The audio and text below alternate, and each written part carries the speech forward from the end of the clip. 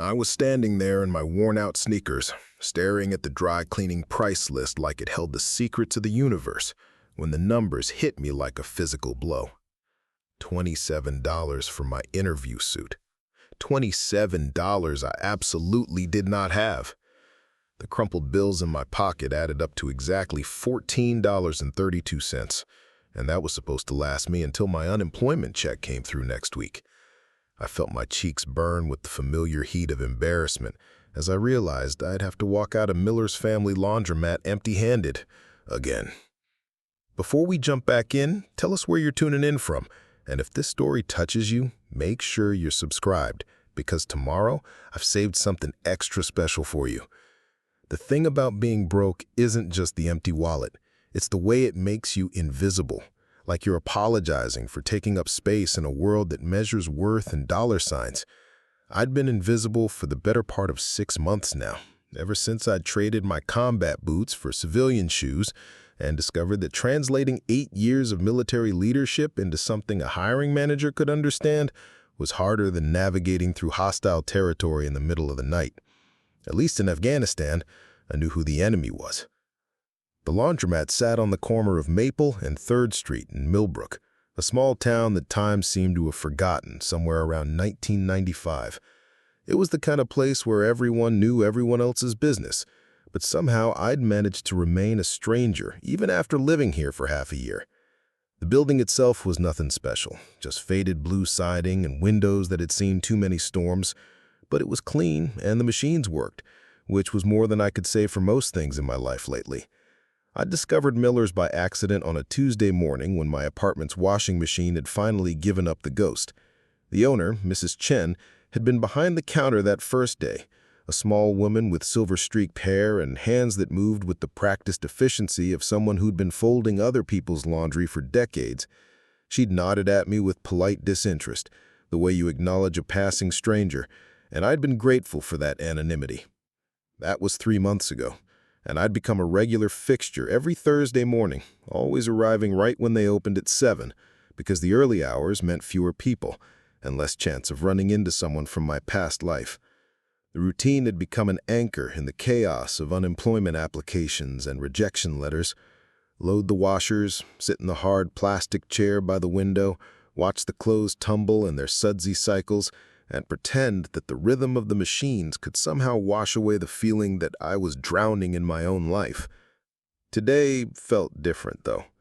Today I had an interview at 2 o'clock for a position as a security supervisor at the local hospital, and I'd been planning to have my one good suit professionally cleaned so I could walk in there looking like someone worth hiring instead of someone worth pitying.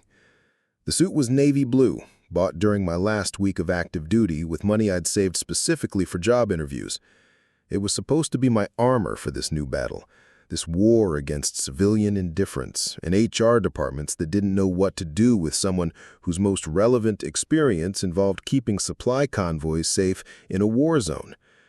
But $27 might as well have been $270.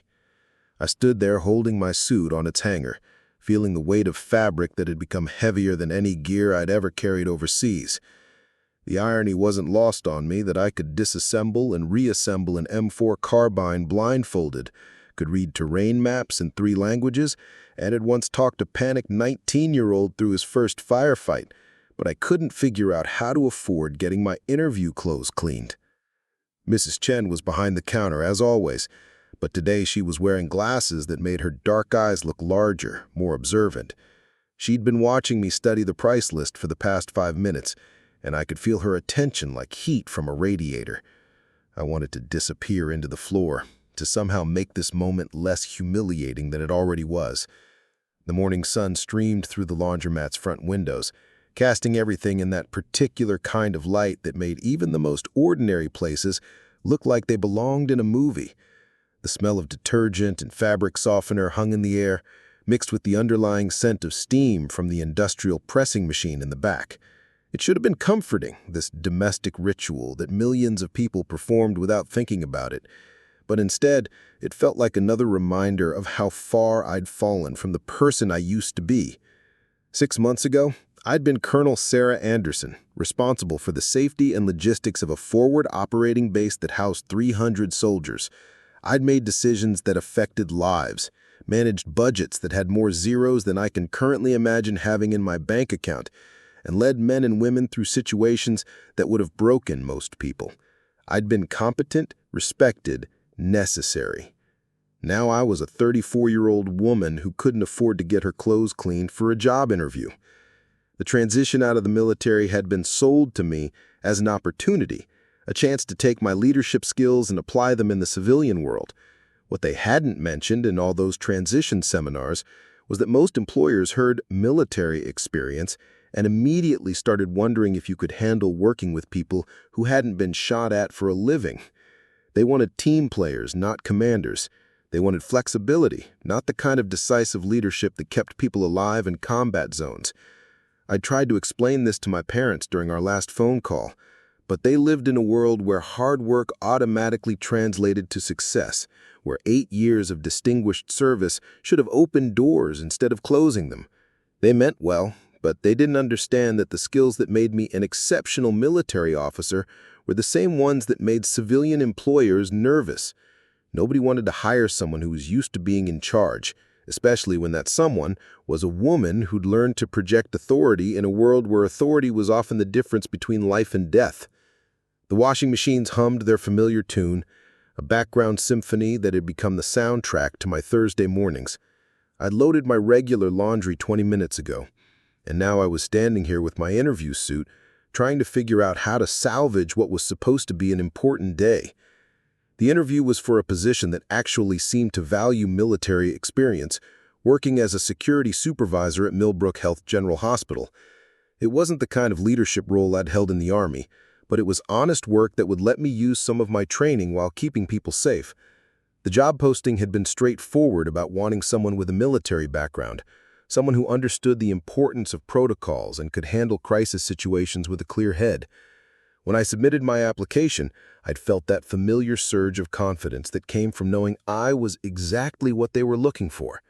For the first time in months, I'd felt like Colonel Anderson instead of just Sarah, the unemployed veteran who was slowly burning through her savings while pretending that everything was going to work out fine. But confidence didn't pay for dry cleaning, and showing up to an interview in a wrinkled suit would send exactly the wrong message about my attention to detail and professional standards. I'd tried steaming the suit in my bathroom shower, but the results were less than impressive. The fabric needed proper pressing, the kind that only came from professional equipment and someone who knew what they were doing. Mrs. Chen cleared her throat softly, and I looked up to find her watching me with an expression I couldn't quite read. She'd been nothing but polite during my previous visits, but there was something different about the way she was looking at me now, like she was seeing something that hadn't been there before. Or maybe something that always had been there, but she was just now noticing. "You need dry cleaning," she asked, her voice carrying just a hint of an accent that made her words sound more formal than the casual conversation I had expected. I nodded, trying to keep my voice steady. "Yes, ma'am, but I'm going to have to come back another time. I'm a little short today." It was a polite fiction, the kind of face-saving lie that people told when they didn't want to admit that their bank account was running on fumes.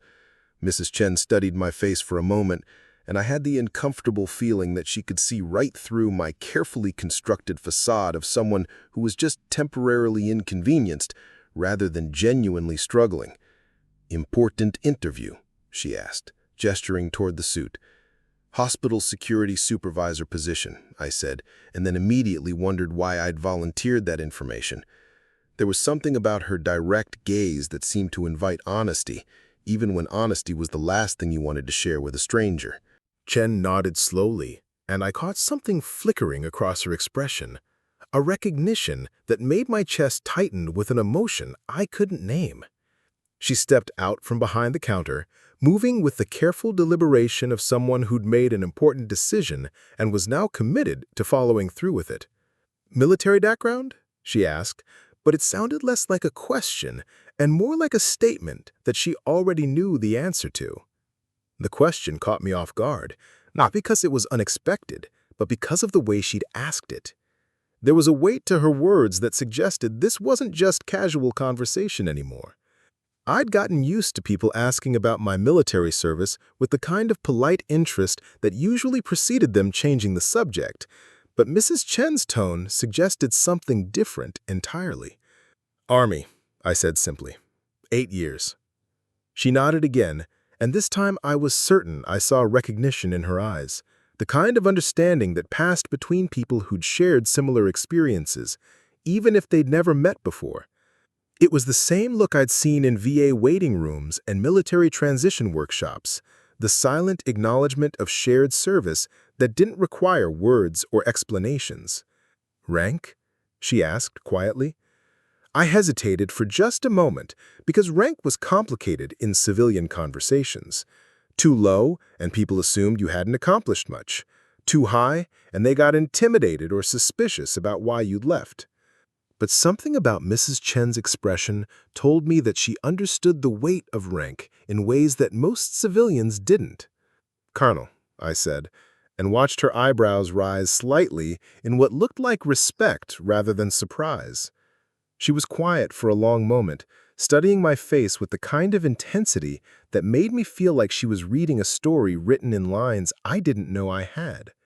The washing machines continued their rhythmic tumbling, but the sound seemed more distant now, like the rest of the world had faded away and left just the two of us in this small space, filled with soap and steam and unspoken understanding. "My husband served," she said finally, her voice softer now, more personal. 22 years in the Navy. Chief Petty Officer Chen. He used to talk about officers like you, the ones who took care of their people." The past tense hung in the air between us, heavy with implications that I didn't want to examine too closely. I'd learned to recognize the particular kind of grief that military spouses carried, the way they spoke about service members who weren't coming home. It was different from other kinds of loss, marked by pride and sacrifice and an understanding of duty that most people never had to confront. "I'm sorry," I said, because those were the only words that fit, even though they felt inadequate. Mrs. Chen smiled, and it was the kind of smile that carried decades of strength developed through necessity. "He would have liked you," she said. "He always said the best officers were the ones who looked after their soldiers instead of their careers." I didn't know how to respond to that, so I stood there holding my interview suit and trying not to think about all the soldiers I'd looked after over the years, all the young men and women who trusted me to bring them home safely. Most of the time I'd succeeded, but the times I hadn't still woke me up at 3 in the morning with their faces clear as photographs in my mind. Mrs. Chen walked over to where I was standing, and when she spoke again, her voice was so quiet that I almost missed it over the sound of the machines. What she said next would change everything, would remind me that sometimes recognition came from the most unexpected places and that service left marks that other veterans could read like a language the rest of the world had never learned to speak.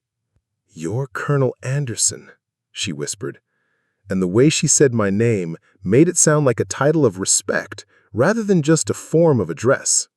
Military discount applied. The words hit me like a physical force, not because of the money they would save me, but because of what they represented. Recognition, respect, the acknowledgement that my service mattered, that the sacrifices I'd made and the responsibilities I'd carried were seen and valued by someone who understood their weight. I felt my throat tighten with emotions that I'd been keeping carefully locked away for months. The grief and pride and loss that came with leaving behind an identity that had defined me for nearly a decade. Mrs. Chen reached for my suit with hands that were steady and sure, and I found myself letting go of the hanger without conscious thought. She held the fabric up to the light, examining it with the practiced eye of someone who'd been handling clothes for years. But there was something else in her attention now. A carefulness that suggested she understood this wasn't just about getting wrinkles out of fabric. "This will be ready in 2 hours," she said, carrying the suit toward the back room where the pressing equipment waited. "Plenty of time for your interview." I wanted to thank her, to find words that could express what her recognition meant to me, but everything I thought of seemed inadequate. Instead, I stood there in the morning light streaming through the laundromat windows, listening to the sound of the pressing machine starting up in the back room, and felt something inside my chest that had been clenched tight for months finally begin to loosen. For the first time since I'd left the army, someone had looked at me and seen Colonel Anderson, instead of just another struggling veteran trying to figure out how to translate military experience into civilian success. Someone had recognized the weight I'd carried and decided it was worth honoring, even in something as simple as a military discount on dry cleaning. The washing machines continued their steady rhythm, marking time in a world that suddenly felt less hostile than it had 20 minutes ago. I settled into the plastic chair by the window to wait for my regular clothes to finish, but everything felt different now. The sun seemed brighter, the routine more purposeful, and for the first time in months, I allowed myself to believe that maybe, just maybe, I was going to be okay. 2 hours felt like both an eternity and an instant. I'd moved from the washing machines to the dryers, folding my regular clothes with the mechanical precision that 8 years of military service had burned into my muscle memory. Every crease had to be perfect, every fold exactly where it belonged, even though these were just everyday clothes that nobody would inspect or judge. Old habits didn't die easily, and sometimes they were the only thing standing between you and complete chaos. Mrs. Chen had disappeared into the back room with my suit, and I could hear the steady rhythm of the pressing machine punctuated by occasional bursts of steam. The sound was oddly comforting, like listening to someone work who knew exactly what they were doing and took pride in doing it well. It reminded me of the maintenance crews back at the base, soldiers who could take something broken and make it better than new, who understood that attention to detail wasn't just about perfectionism, but about respect for the tools and equipment that kept everyone safe. The laundromat had filled up slightly as the morning progressed. A young mother with twin toddlers had claimed the machines near the back, wrestling with what seemed like endless loads of tiny clothes while their children took turns trying to escape their watchful eye. An elderly man sat reading a newspaper that crackled every time he turned a page, occasionally glancing up to check on a single load of dark clothes that tumbled slowly in one of the older machines. A teenage girl with purple streaks in her hair was texting furiously, while her phone played music through earbuds that weren't quite containing the beat. Normal people living normal lives, doing the ordinary things that kept their worlds functioning. I envied their routines, their certainty that clean clothes and regular schedules were problems worth solving. 6 months ago, I was coordinating supply convoys through hostile territory and making decisions that affected hundreds of people. Now, I was sitting in a laundromat, feeling grateful that someone had offered me a military discount on dry cleaning. Preparing and narrating this story took us a lot of time, so if you are enjoying it, subscribe to our channel. It means a lot to us. Now back to the story. The contrast should have been humiliating, but somehow it wasn't. Somehow it felt like a different kind of service, a quieter way of taking care of the people and responsibilities in front of me. Mrs. Chen emerged from the back room carrying a steaming cup of tea, the kind that came from loose leaves steeped in hot water rather than a bag dunked in lukewarm liquid. She approached my chair with the careful consideration of someone who'd decided to share something important, and I found myself straightening unconsciously, the way I used to when a superior officer entered the room. "Green tea," she said, offering me the cup. "My grandmother's blend. She always said it helped calm the mind before important battles." I accepted the tea gratefully, wrapping my hands around the warm ceramic and breathing in the delicate fragrance that seemed to carry hints of jasmine and something else I couldn't identify. The first sip was perfect, not too hot, not too bitter, with a complexity that spoke of someone who understood that tea was more than just flavored water. "Your grandmother sounds like a wise woman," I said. Mrs. Chen settled into the chair beside me, carrying her own cup of tea and moving with the fluid grace of someone who'd learned to find moments of peace in the middle of busy days. "She lived through the Japanese occupation in China," she said quietly. "Lost her husband and 2 sons, but she never lost her belief that small kindnesses could change everything. The weight of that history settled between us, heavy with the kind of loss that reshapes everything that comes after it. I'd seen enough war to recognize the particular strength that came from surviving the unsurvivable, the way some people learned to carry grief like armor that protected them while still allowing them to care about others. She taught me that courage isn't about fighting, Mrs. Chen continued. It's about continuing to believe in goodness when the world gives you every reason not to. I thought about the young soldiers I'd commanded, 19 and 20-year-old kids who'd signed up thinking they knew what courage looked like, and then discovered that most of it was just getting up every day and doing your job, even when you were scared. Real courage was boring most of the time, made up of small decisions to keep going when stopping would have been easier. "Your husband," I said carefully, not wanting to pry but sensing that she wanted to talk about him. "Navy?" Mrs. Chen's expression softened in the way that grief does when it's had time to transform from sharp pain into something more like tenderness. 22 years, she said. Started as an 18-year-old kid from San Francisco who thought the Navy would be an adventure. Ended up as a chief petty officer who could fix anything that floated and lead anyone who would follow. She reached into her pocket and pulled out a worn photograph, the kind that had been handled so many times the edges were soft and the colors had faded to sepia tones. The picture showed a man in dress blues standing next to a woman in a simple white dress, both of them young and smiling with the particular brightness of people who believed the future held nothing but good things. "This was taken the day he made chief," she said, running her thumb along the edge of the photograph. "He was so proud of those anchors. Spent 20 minutes making sure they were positioned exactly right before we took the picture." I recognized the pride in her voice, the same tone I'd heard from military spouses who understood that promotions weren't just about rank, but about the recognition of service and sacrifice, and the trust that came with increased responsibility. Being selected for chief petty officer was a big deal in the Navy, the kind of advancement that marked someone as a leader worth following. "He would have understood what you're going through," Mrs. Chen said, tucking the photograph back into her pocket. "The transition back to civilian life.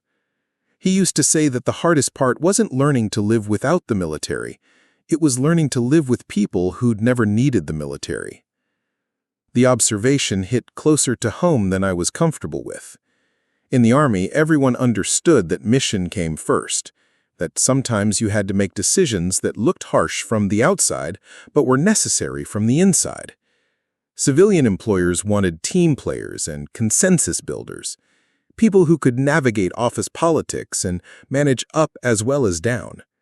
They didn't know what to do with someone who'd been trained to make life-and-death decisions quickly and live with the consequences. "How long ago?" I asked.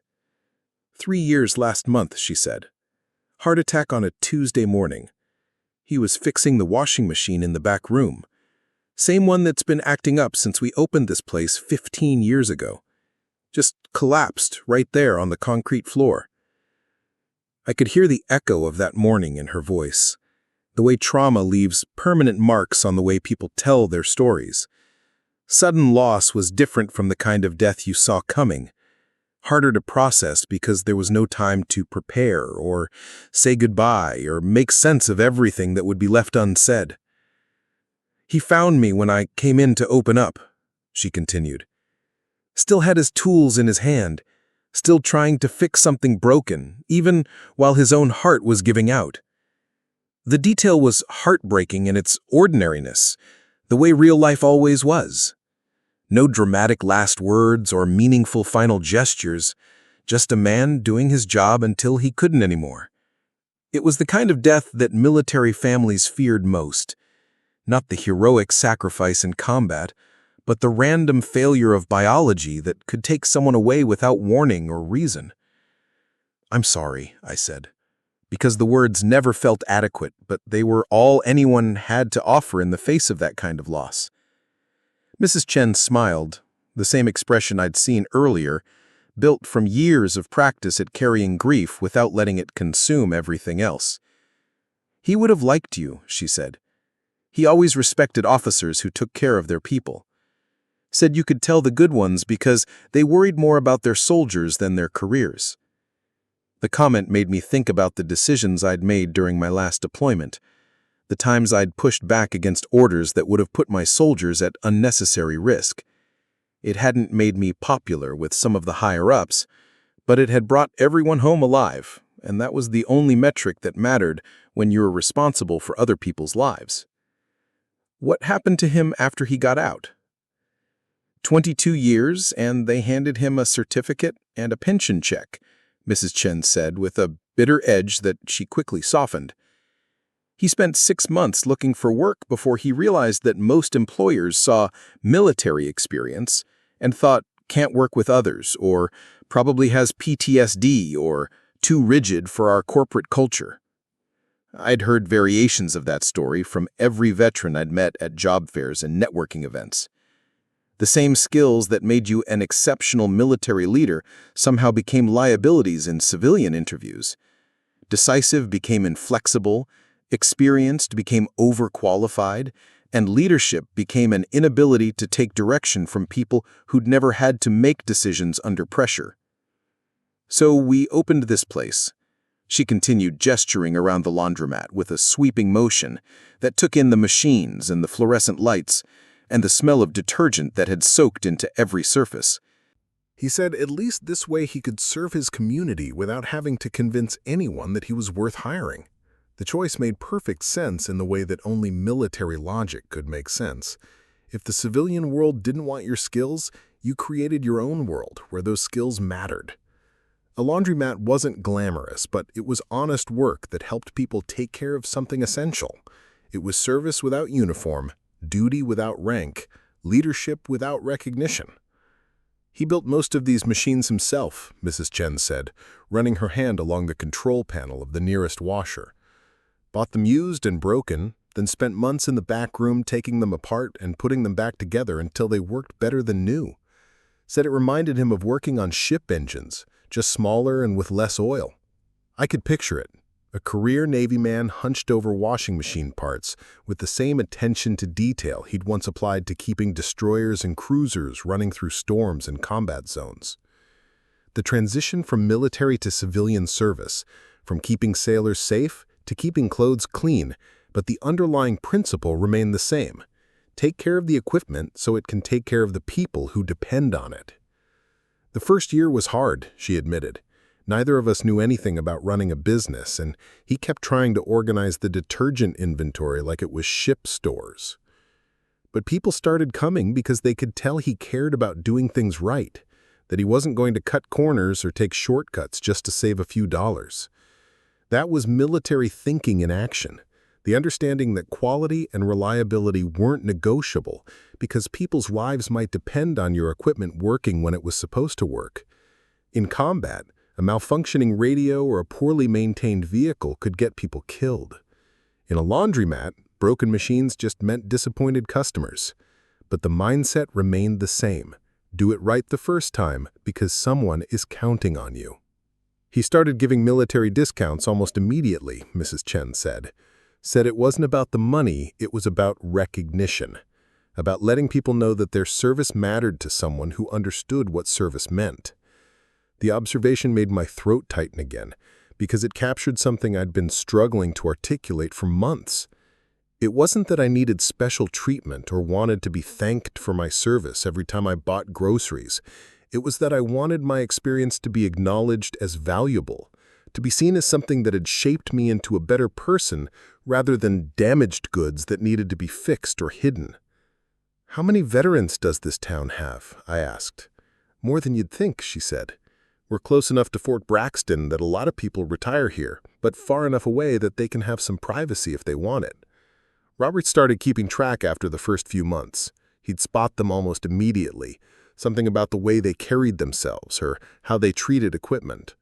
I thought about my own first visit to the laundromat, how I'd stood at attention while waiting for my clothes to finish washing, without even realizing I was doing it. Military bearing was hard to shake, even when you were trying to blend in. even when you wanted nothing more to disappear into civilian anonymity. "He could tell you were military the first day you came in," Mrs. Chen said, and I felt a flush of embarrassment at how transparent I must have been. The way you checked the exits when you walked in, how you organized your laundry by fabric type and color before you even approached the machines. He said you moved like someone who'd been in charge of important things. The assessment was uncomfortable in its accuracy. I thought I was blending in, adapting to civilian life, but apparently I'd been broadcasting my military background to anyone who knew how to read the signs.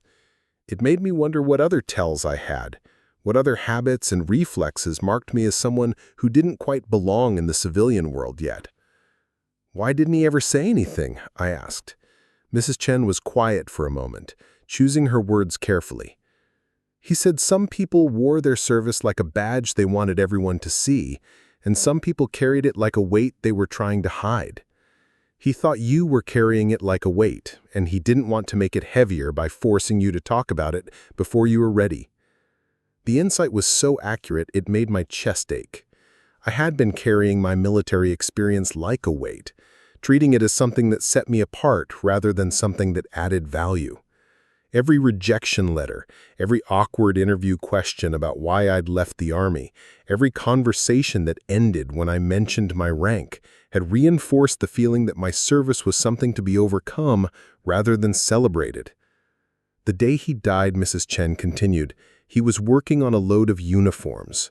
Someone had brought in dress blues that needed to be pressed for a funeral, and he was taking extra care with them, said military uniforms deserved respect even when the person wearing them wasn't there to see it.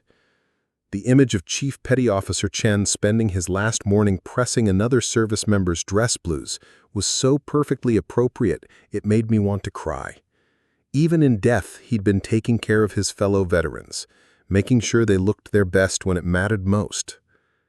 "I kept the discount policy after he passed," Mrs. Chen said. "Didn't seem right to change something he'd cared about so much. Besides, I'd learned to spot the signs myself by then. The way veterans hold themselves, how they interact with machinery, the particular kind of sadness that comes from missing something you can't explain to people who've never experienced it." She described the feeling perfectly, that ache for something that civilian life couldn't replace. Not just the camaraderie or the sense of purpose, but the clarity that came from knowing exactly what was expected of you and having the training to meet those expectations. The confidence that came from being part of something larger than yourself, something that mattered in ways that quarterly reports and performance reviews never could. The pressing machine in the back room went quiet, and Mrs. Chen glanced toward the sound with the automatic attention of someone who'd learned to read the rhythms of her workplace. "Your chute should be ready," she said, standing and smoothing her apron with hands that had learned to take pride in work that might not look important from the outside, but mattered to the people who needed it done well. I followed her toward the back room, carrying my empty teacup, and feeling something shift inside my chest, a loosening of tension I didn't realize I was carrying. For the first time in months, someone had looked at my military experience and seen strength instead of liability, leadership instead of inflexibility, service instead of damage.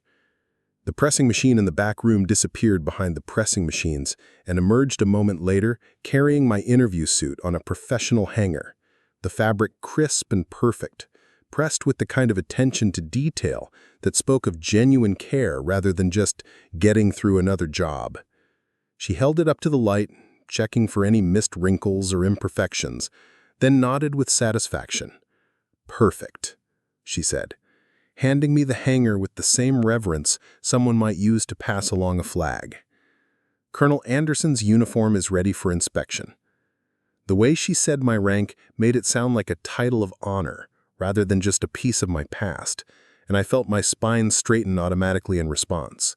For the first time since leaving the Army, someone had called me Colonel Anderson with the respect the rank had once commanded, and it reminded me of who I used to be when people counted on me to lead them through impossible situations.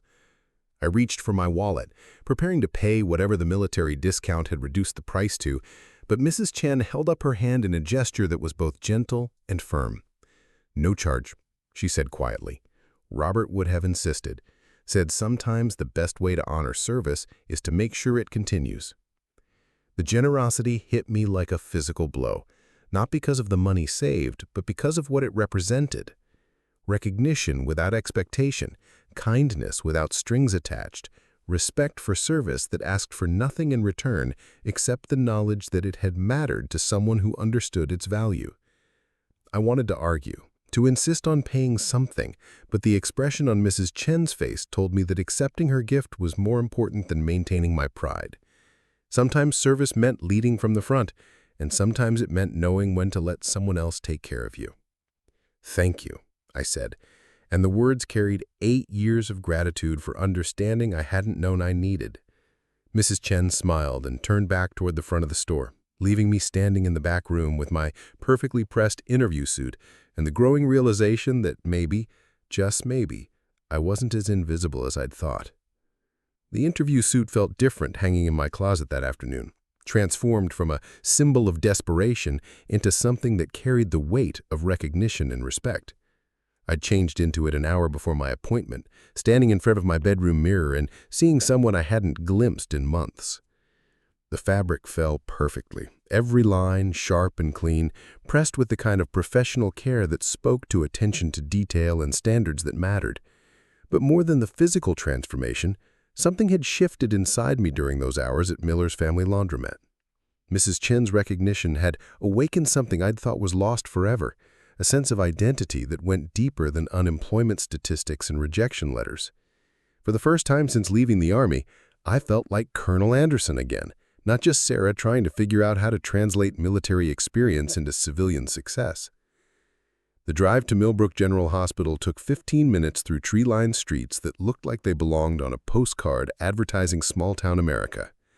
The hospital itself was a modern building of glass and brick that managed to look both professional and welcoming, the kind of place where you could imagine receiving good care from people who actually cared about their work. The parking lot was busy but organized, with clear signage that made navigation simple even for someone arriving for the first time. I sat in my car for a few minutes before going inside, using the time to center myself in the way I'd learned during pre-mission briefings. The interview was with Dr. Patricia Williams, the hospital's chief of security, and the human resources director, Janet Morrison. They'd been impressed enough with my application to schedule a face-to-face meeting, but I knew that didn't guarantee anything. Hospital security was different from military operations, focused on protecting vulnerable people rather than engaging hostile forces. But the underlying principles of situational awareness and crisis management remained the same. The lobby was clean and bright, filled with the kind of quiet efficiency that marked well-run institutions. Patients and families moved through the space with the careful navigation of people dealing with serious matters, while staff members wore their responsibilities with the professional competence of people who understood that their work mattered in immediate and tangible ways. It reminded me of the medical facilities on base, places where expertise and compassion intersected to keep people safe and healthy. The security office was located on the ground floor near the main entrance, positioned to provide optimal oversight of the hospital's most vulnerable access points. Dr. Williams met me in the waiting area, a woman in her 50s with silver hair and the kind of steady gaze that suggested she'd seen enough crisis situations to know how to handle whatever came next. Her handshake was firm without being aggressive, professional without being cold. "Colonel Anderson," she said, and hearing my rank spoken with respect rather than uncertainty felt like coming home after a long deployment. "Thank you for coming in today. I've been looking forward to our conversation." Janet Morrison joined us a moment later, a younger woman with the organized energy of someone who juggled multiple priorities without losing track of important details. She carried a folder that I assumed contained my application materials, but her attention was focused on me rather than the paperwork, suggesting she was more interested in the person than the resume. Dr. Williams' office was functional but comfortable, with windows that looked out onto the hospital's healing garden and walls decorated with certifications that spoke to years of professional development and continuing education. She gestured to a chair across from her desk, and I settled into it with the automatic posture adjustment that 8 years of military service had made unconscious. "I will be direct," Dr. Williams said, settling into her own chair with the easy confidence of someone who'd conducted hundreds of interviews. Your military background is exactly what we're looking for in this position.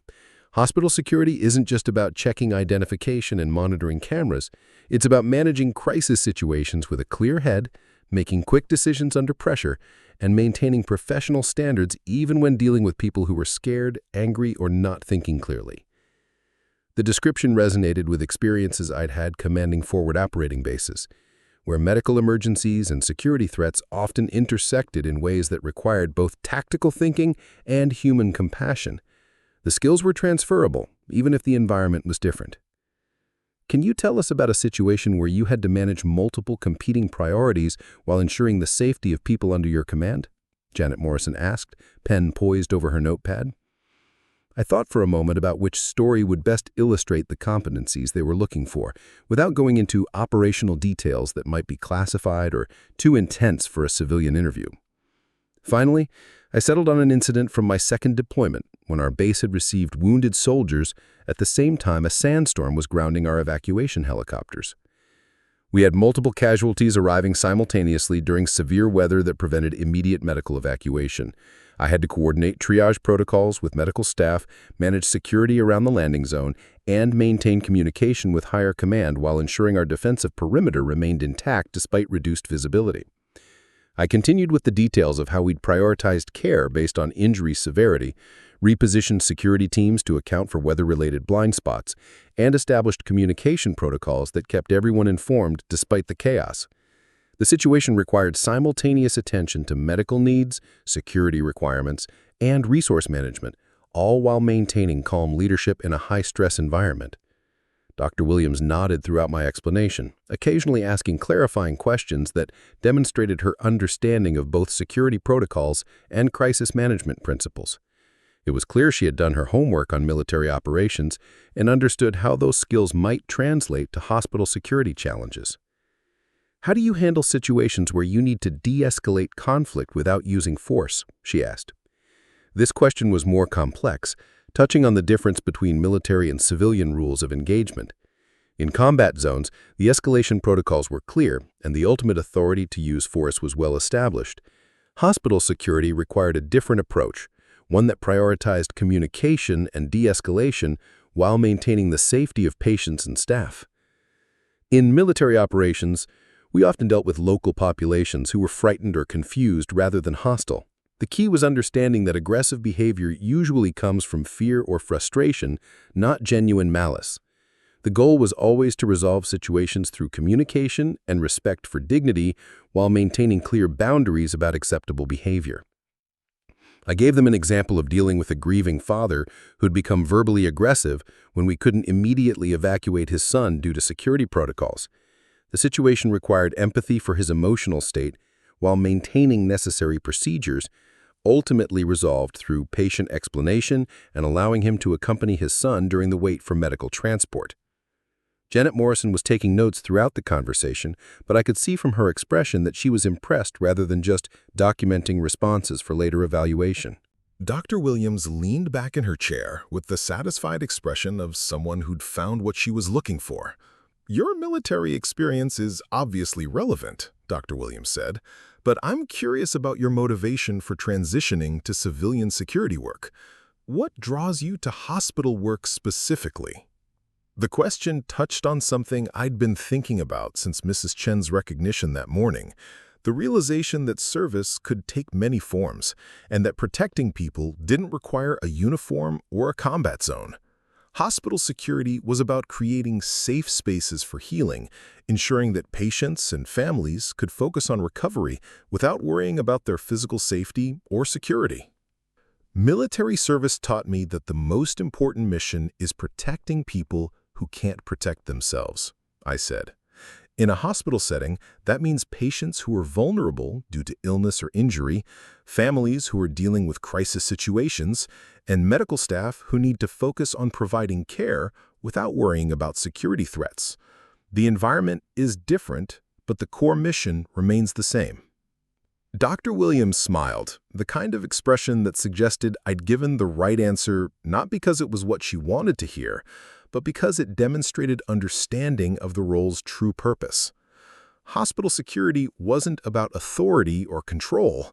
It was about service and protection, values that aligned perfectly with everything I'd learned during 8 years of military leadership.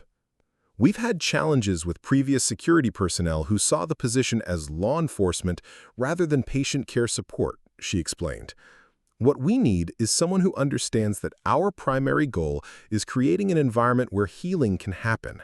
Security measures are tools to support that goal, not ends in themselves. The distinction was important and showed sophisticated thinking about the role of security in healthcare settings.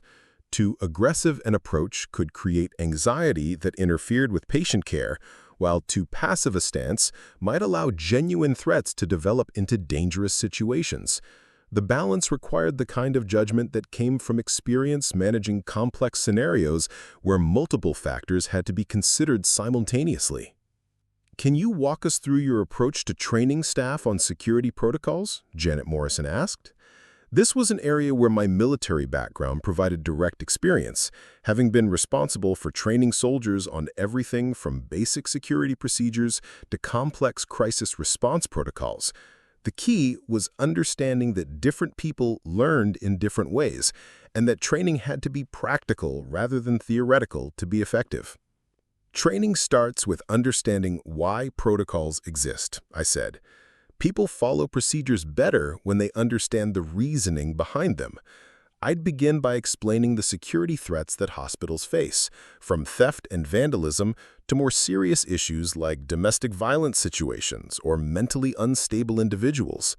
Then we'd practice scenarios that staff might actually encounter, focusing on observation skills, communication techniques, and when to call for additional support. I outlined a comprehensive training program that would include recognizing behavioral indicators of potential problems, proper documentation procedures, coordination with local law enforcement, and maintaining professional composure during high-stress situations. The goal would be creating a security-conscious culture rather than just teaching isolated procedures. Dr. Williams exchanged a glance with Janet Morrison, one of those silent communications that suggested they'd found their answer. The rest of the interview continued for another 20 minutes, covering salary expectations, start dates, and practical details about the position. But I could tell from their body language and the tone of their questions that the decision had already been made. "We'd like to offer you the position," Dr. Williams said as we concluded the formal interview. "Your experience and approach are exactly what we're looking for. The salary is $58,000 annually with full benefits, including health care, retirement contributions, and 3 weeks of vacation time. We'd like you to start Monday if that works with your schedule." The offer was better than I'd hoped for, both financially and in terms of the respect they'd shown for my military background. Instead of seeing my experience as something to be overcome or explained away, they'd recognized it as valuable preparation for the challenges they faced. For the first time in months, I felt like my service was being honored rather than tolerated. "I accept," I said, standing to shake hands with both women. "Thank you for the opportunity. I won't let you down." Walking back through the hospital lobby, I felt the same sense of purpose that had carried me through my military career. The mission was different, but the core values remained the same. Protect those who need protecting, maintain standards that matter, and serve something larger than yourself. It was what I'd been trained for, what I was good at, and what gave my life meaning. The drive back through Millerbrook's quiet streets felt like a victory lap, not because I'd won something, but because I'd finally found a place where my experience was valued and my skills were needed. The trees seemed greener, the afternoon light softer, and for the first time since leaving the Army, I felt like I belonged somewhere that mattered. I stopped at Miller's Family Laundromat on the way home, not because I needed anything cleaned, but because I wanted to share the news with Mrs. Chen. She was behind the counter when I walked in, organizing receipts with the methodical attention to detail that seemed to characterize everything she did. The afternoon light streamed through the windows, casting everything in the golden glow that made ordinary moments feel significant. "Colonel Anderson," she said, looking up with a smile that suggested she'd been expecting me. "How did your interview go?" "I got the job," I said, and hearing myself say the words made them feel real in a way they hadn't during the formal offer process. Hospital security supervisor. They start me Monday. Mrs. Chen's expression brightened with genuine pleasure, the kind of happiness that came from seeing someone else succeed. Robert would have been so proud, she said. He always believed that good people find their way to where they're needed. She came around the counter and surprised me by offering a hug, the kind of embrace that felt like family rather than mere acquaintance. For a moment, standing there in the afternoon light with detergent-scented air around us, I felt the connection to service and community that I'd been missing since leaving the military. Your recognition this morning, it changed everything. I'd forgotten who I was before you reminded me. Mrs. Chen shook her head gently. I didn't remind you of anything. I just recognized what was always there. Sometimes we need other people to see our worth before we can see it for ourselves. The observation was profound in its simplicity, touching on something fundamental about human nature and the way we understand ourselves through the eyes of others. In the military, recognition came through rank and medals and formal ceremonies. In civilian life, it was often more subtle, found in moments of connection with people who understood the value of service, even when it wasn't wearing a uniform. "Will you keep the military discount?" I asked. "Of course," she said. "Robert started it, but I understand now why it matters. It's not about the money. It's about making sure people know their service is seen and valued." I thought about all the veterans who might walk through these doors in the months and years to come, carrying their own struggles with transition and identity and the challenge of finding purpose in civilian life. Mrs. Chen's recognition policy would be a small gift to each of them, a reminder that their sacrifices mattered to someone who understood their weight. "If you ever need help with anything," I offered, "security advice, crisis planning, anything related to keeping this place safe, please let me know. I'd be honored to help." Mrs. Chen nodded, understanding that my offer was about more than professional consultation. It was about the ongoing obligation that service members felt toward their communities, the understanding that protecting people was a lifetime commitment that didn't end when you took off the uniform. Over the following weeks, as I settled into my new position at Millbrook General Hospital, I found myself thinking often about that morning at the laundromat and the moment when Mrs. Chen had whispered my rank with such respect. The job itself was everything I'd hoped for, challenging without being overwhelming, meaningful without being overwhelming, a perfect intersection of my military skills and my desire to serve in peacetime. I developed new security protocols that reduced incidents by 30% within the first month, trained nursing staff on threat recognition and de-escalation techniques, and established communication procedures with local law enforcement that improved response times for genuine emergencies. The work felt natural, like using muscles that had been dormant but hadn't forgotten their strength. But more than the professional satisfaction, I'd found something I hadn't realized I was looking for, a sense of belonging in a community that valued my contribution. Hospital staff started coming to me with questions about personal safety, asking for advice about everything from home security to travel precautions. Patients' families sometimes sought me out for reassurance during difficult times, trusting that someone with military experience would understand the importance of keeping their loved ones safe. 3 months after starting the job, I received a call from Mrs. Chen asking if I'd be willing to speak at a local veterans gathering about successful transition to civilian careers. The request surprised me, not because I didn't want to help, but because I hadn't considered myself a success story worth sharing.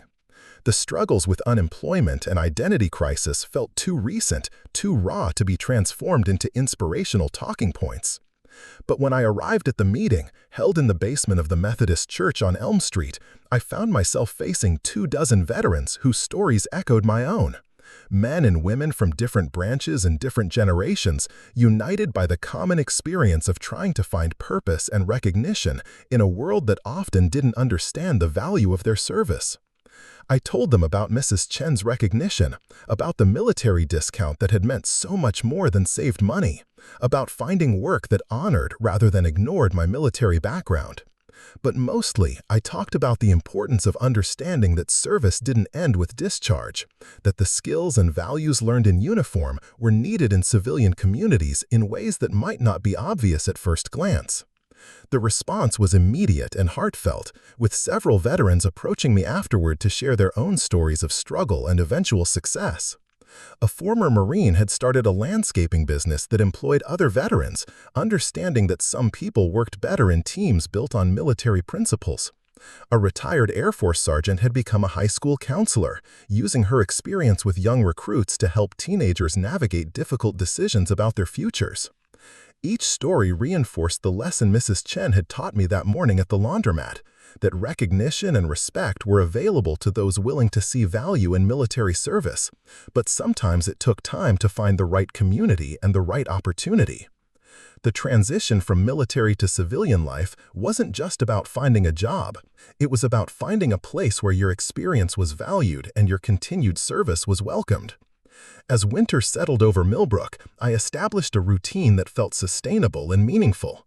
Work at the hospital provided purpose and income, while volunteer activities with local veterans organizations allowed me to give back to the community that had embraced me. I started teaching self-defense classes at the community center, using my military training to help women and elderly residents feel more confident about their personal safety. Mrs. Chen and I had become friends, bonding over shared understanding of service and sacrifice. I helped her update the laundromat security systems, installing better lighting and more reliable locks, while she continued to provide the kind of recognition and support that made other veterans feel valued and understood. Her husband's military discount policy had inspired similar programs at other local businesses, creating a network of support for transitioning service members. The work at Millbrook General Hospital evolved beyond basic security into something more comprehensive and community-focused. I developed partnerships with local law enforcement, emergency services, and social workers to create support systems for patients dealing with domestic violence, mental health crises, and other situations that required coordinated response. The hospital became known as a safe haven for people in crisis, protected by someone who understood that real security meant creating environments where healing and recovery were possible. 6 months after that morning when I'd stood in Miller's family laundromat holding a suit I couldn't afford to have cleaned, I found myself presenting at a state conference on hospital security, sharing the protocols and training programs that had made Millbrook General a model for other institutions. The presentation was well received, leading to consulting opportunities that allowed me to help other hospitals develop their own security programs based on military principles adapted for healthcare settings. But the moment that mattered most came on a quiet Thursday morning when I stopped by the laundromat to drop off my weekly washing. Mrs. Chen was training a new employee, a young veteran named Marcus, who'd recently separated from the Marines and was struggling with the transition to civilian life. I watched her explain the military discount policy, saw the recognition and respect in her voice as she described the importance of honoring service in all its forms. Marcus looked up when she mentioned my name, and I saw something familiar in his expression, the mixture of pride and uncertainty that marked someone trying to figure out how to translate military experience into civilian success.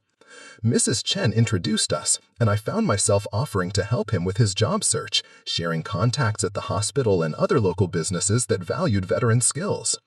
Standing there in the morning light streaming through the laundromat windows, surrounded by the familiar sounds of washing machines and the smell of detergent and fabric softener, I understood that Mrs. Chen's gift hadn't just been the recognition of my rank or the military discount on dry cleaning.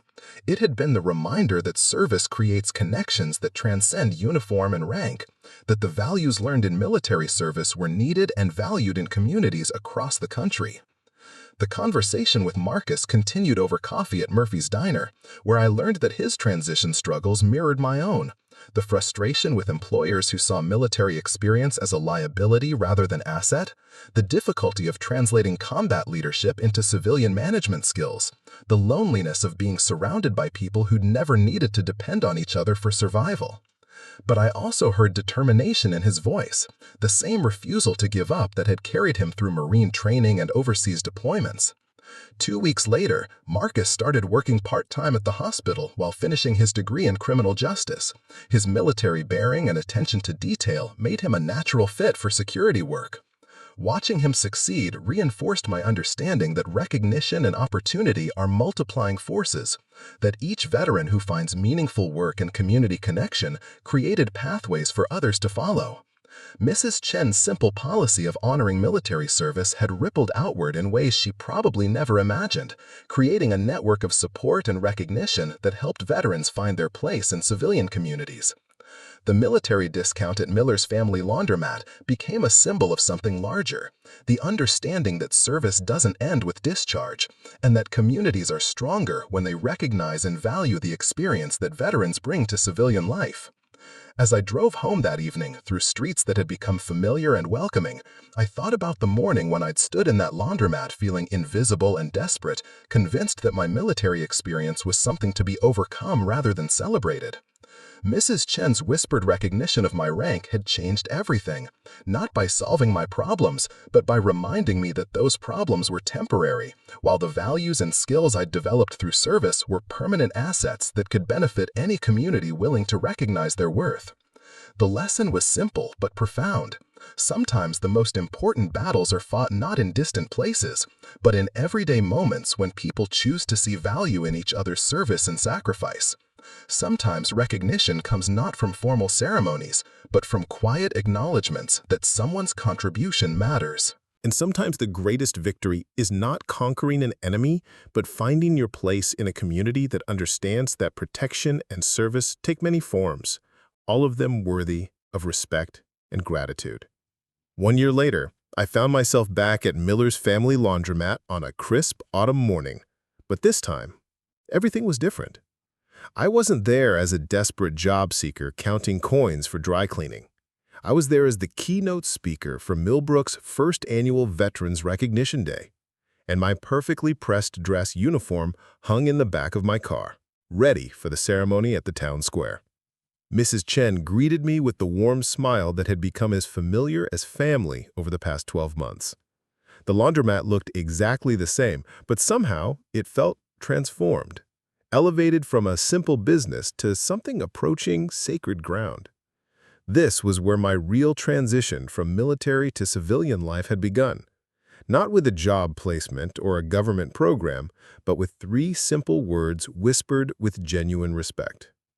"Colonel Anderson," she said, and even now, hearing my rank spoken with such reverence sent a surge of pride through my chest.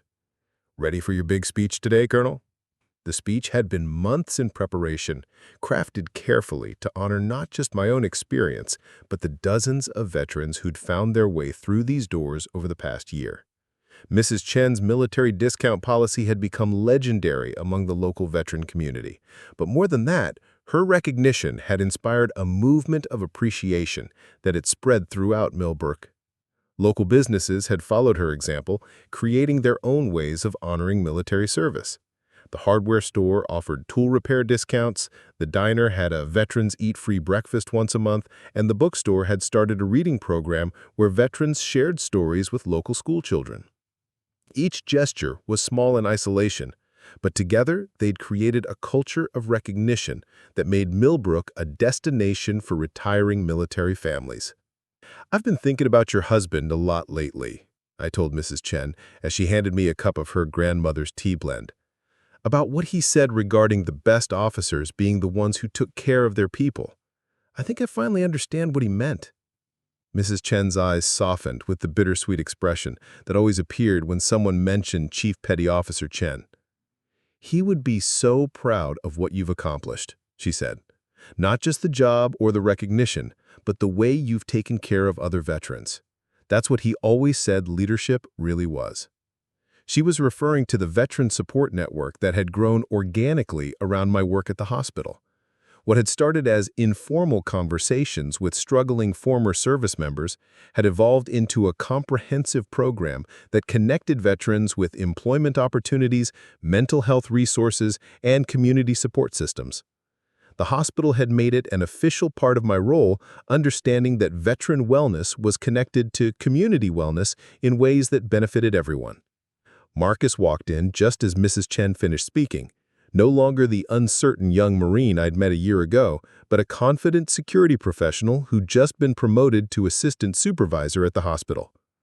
Behind him was Elena Rodriguez, a former Army medic who'd started working as a nurse practitioner after I'd helped her navigate the credential transfer process.